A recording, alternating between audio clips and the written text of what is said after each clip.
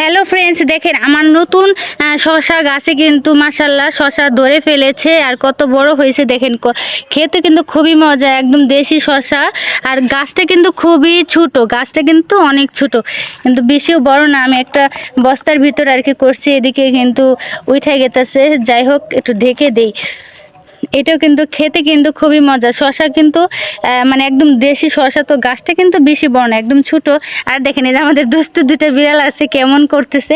আর এই যে দেখেন এই যে এদিকে কিন্তু আরেকটা গাছ আছে, এই গাছে কিন্তু যে ছোট ছোট হইতেছে, কিন্তু অনেক ফুল ধরছে, এগুলোর ভিতরে হবে। আর আরও অনেকগুলো শশা ধরছিল ছোটো গাছে, ওইদিকে আরও শশা আছে মানে ধরছিল, তো ওগুলো কিন্তু আমার ছেলেরা খেয়ে ফেলছে।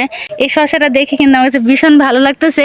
অবশ্য কমেন্টসে জানিয়ে যাবেন আপনাদের এরকম চাষ করা নিজের বোনা শশা খেতে কার কীরকম লাগে। সবাই ভালো থাকবেন, আল্লাহ হাফেজ।